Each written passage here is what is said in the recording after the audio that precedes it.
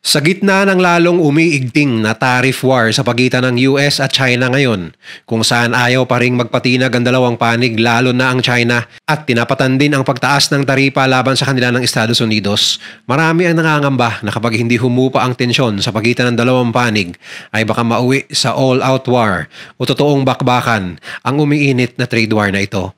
Lalo lamang lumakas ang spekulasyon ng mga eksperto na malaki ang posibilidad na mag-escalate ito sa isang digmaan dahil sa biglang pagdami ng B-2 bombers sa isang isla na nasa pagitan ng Middle East at Asia bilang ebidensya na naghahanda ang US sa isang worst case scenario. At ganun din ang madalas na pagkukondak ng military exercises ng China sa iba't ibang panig ng Asia maging sa karagatan malapit sa Australia. Bahagi ba ito ng kanilang pagpapakita ng puwersa na handa silang pumalag sa US anumang oras? Kaya't sa videong ito ay ating pag-usapan ang posibleng pag-escalate ng trade war na ito sa isang full-scale military war. Sino ang may hawak ng alas? Ano ang impact nito sa buong mundo? At ano ang epekto nito sa mga alay ng Amerika tulad ng Pilipinas? Mr. Goodbye! Ang US at China ay matagal ng trade partners. Subalit paano nga ba humantong sa mainit na tariff war ang dalawang higanting ekonomiya? Para mas maintindihan natin ang tariff war sa pagitan nila, atin mo nang pag-usapan ang timeline kung paano nagumpisa ang lahat. Nagsimula ang sagutan ng pataasan ng taripa ng dalawang higanting bansa matapos mag-impose si Donald Trump ng karagdagang 10% tariff sa lahat ng Chinese goods na papasok sa US noong February 4 nitong taon.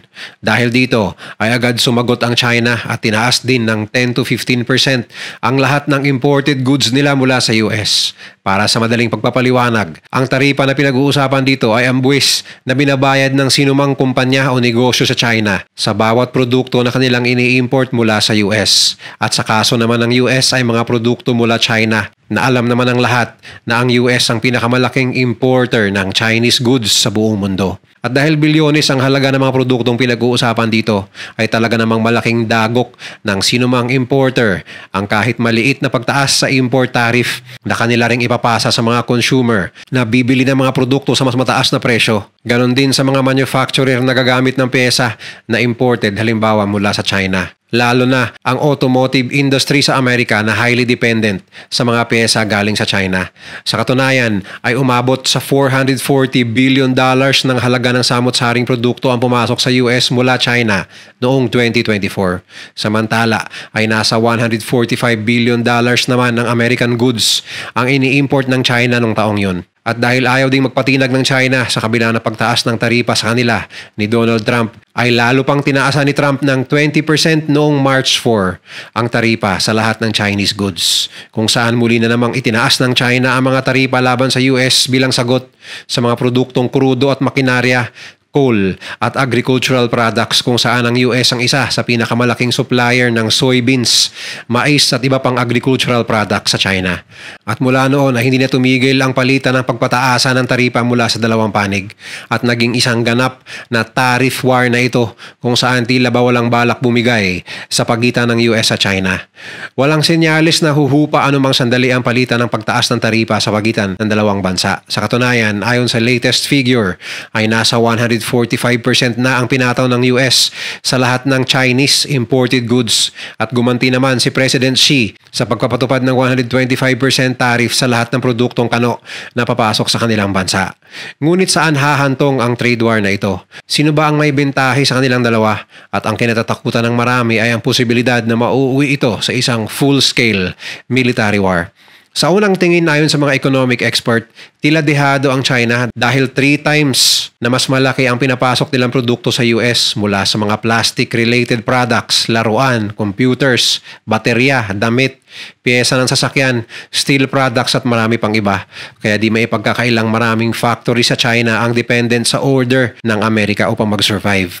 Ngunit ang pagmahal ng 145% sa presyo ng mga produkto mula China ay may matinding epekto din sa mga kumpanya sa US na nangangailangan nito at maaaring mahinto ang kanilang operasyon sa oras na hindi na nila kakayanin ang mahal ng raw materials galing sa China dahil sa taas ng tax. Bukod na lang kung ipapasa nila ito sa mga consumer bilang obvious na solusyon sa kanilang problema at sa bandang huli, ang publiko sa Amerika ang maapektuhan. Ayon sa mga eksperto, mas malaki ang epekto ng trade war na ito sa mga farmer sa US na siyang pinakamalaking exporter ng pagkain sa China. Sa katunayan ay nalugi na mga ito ng aabot sa $27 billion noong 2018 sa unang termino ni Trump, kung saan tinaasan rin niya sa unang pagkakataon ang taripa sa lahat ng US agricultural products laban sa China na highly dependent mula noon hanggang ngayon sa soybean imports mula sa US.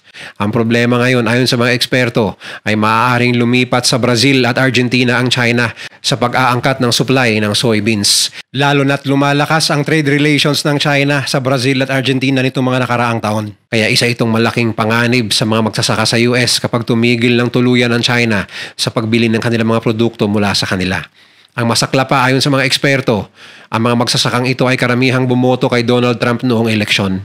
Ngunit ayon sa isang interview na ginanap sa kanila, malaki pa rin ang tiwala nila sa US President na kanilang binoto at naniniwala sila na anumang oras ay bibigay din ang China sa trade war na ito dahil sa sobrang kailangan ng China ang soybeans mula Amerika at hindi umano sapat na magdepende lamang ito sa supply mula Brazil at Argentina.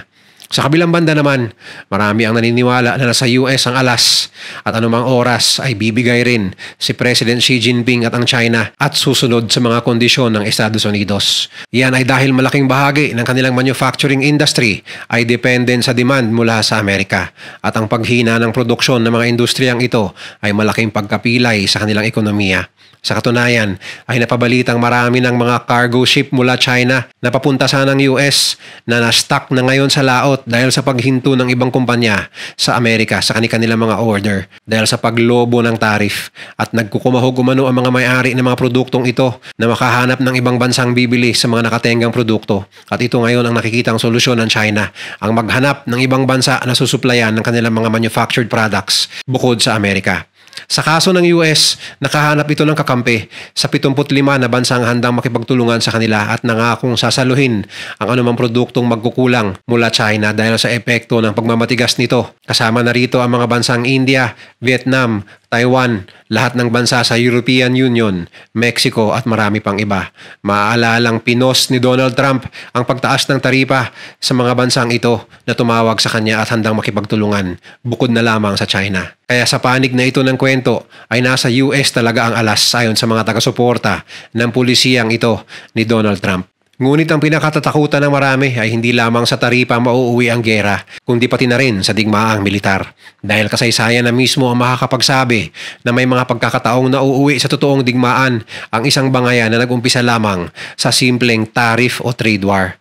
Kagaya na lamang sa nangyari noong Anglo-Dutch War kung saan nag-umpisa lamang din sa isang trade war ang bangayan sa pagitan ng mga Ingles at Dutch dahil lamang ito sa commercial rivalry sa pagdodomina noon sa European market na noong una ay tila friendly competition lang at matiwasay na palitan ng pababaan ng presyo hanggang nauwi sa agawan ng trade routes at humantong na sa isang full-scale war.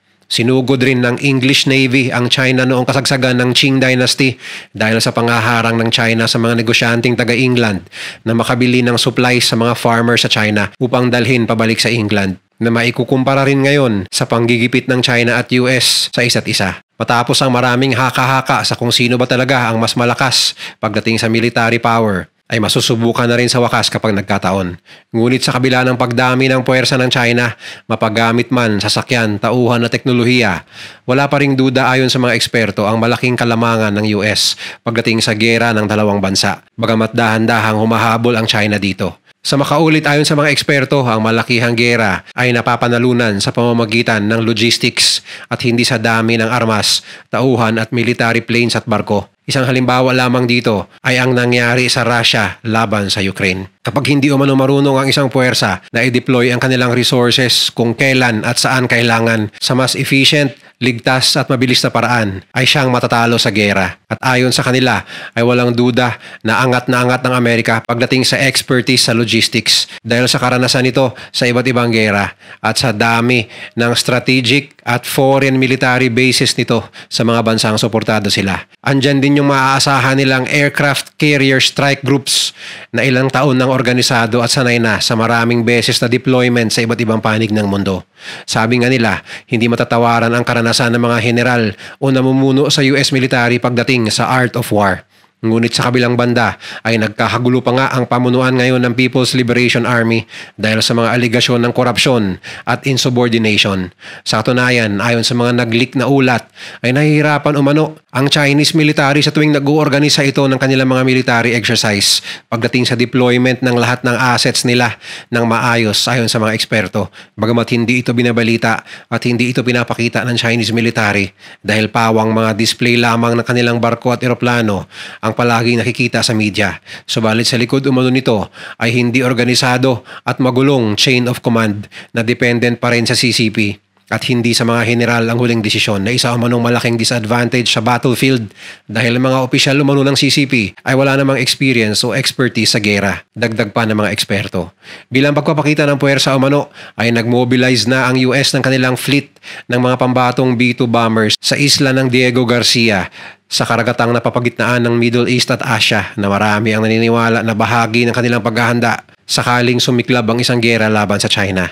Dahil sa oras na maipit ang China o maging ang US sa tariff war na ito ay maaaring mauuwi sa pasiklaban ng puwersa ang lamanan. Marami ang natatakot na hindi ito malayong mangyari base sa karakter ni Donald Trump at sa diktadoryang pamumuno ni President Xi Jinping. Pero ayon sa isang dating mataas na opisyal ng US military, ang B-2 bombers na nakaistasyon sa Diego Garcia ay walang kinalaman sa paghahanda sa isang gera laban sa China, kundi ito raw ay bahagi ng banta ng US sa Iran sa patuloy pa rin nitong nuclear program.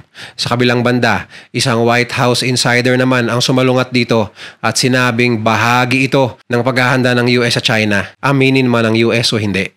Suma total, sa kabila ng lamang ng US military laban sa China, ay dahan-dahan na rin itong nakakahabol sa paglipas ng mga taon dahil sa advancement din ng mga military asset nila. Subalit ayon sa mga foreign expert at mga scholar na matagal nang nag-aaral tungkol sa China, na pagdating sa isang gera, ang mas matinding kalaban ng China ay hindi ang US military kundi ang sarili nilang mga mamamayan. Dahil ayon sa kanilang pag-aaral ay marami ang mga mamamayan ng China kahit ayaw mang aminin na hindi nasang-ayon sa pamamalakad ng CCP. At sa oras ng isang gera kung saan abala ang kanilang militar, nanganganib na sumiklab ang isang revolusyon mula sa karamihan ng populasyon na matagal nang gustong makawala sa mahigpit at minsan ay hindi umano makatarungang pamumuno ng kanilang mga lider. At sa oras na ito ay mangyari, walang magawa ang CCP kundi malusaw mismo mula sa loob ng kanilang bansa dahil sa revolusyon ng kanilang mga mamamayan.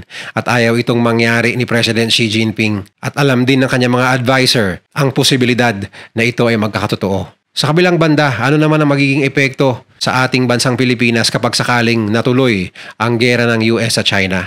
Walang dudang damay tayo bilang isa sa mga bansang alay ng Amerika. Sa pamamagitan ng Enhanced Defense Cooperation Agreement natin sa Amerika, obligado tayong ipagamit ang mga base militar sa ating bansa na siguradong magiging target din ng China sa panahon ng gera. At hindi lang tayo ang madadawit dito, kundi ang mga bansa rin sa Asia na may mga base militar ang US tulad ng South Korea at Japan. Kaya maaaring lumobo sa isang world war ang sigalot dahil sa posibleng pagpasok na rin ng Russia, Iran at North Korea sa eksena. Ang Japan naman sa kabilang banda na maaaring madawit din sa gera ay nagpapalakas na din ng kanilang militar nitong mga nakaraang taon dahil sa bantang dala ng China at North Korea. At sinusulong nito ang pagkakaroon ng magandang relasyon sa South Korea na matagal na nilang may kaalitan upang mapanatiling balanse ang lakas sa buong Asia na ngayon ay tila hawak ng China.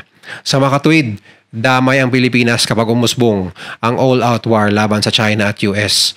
Kaya sana lang ay wag na itong mangyari. Dahil sa dami na ng mga problemang kinakaharap ngayon ng ating bayan, ay hindi na natin kailangan pa ang mas mabigat at makapaminsalang epekto ng isang armed conflict.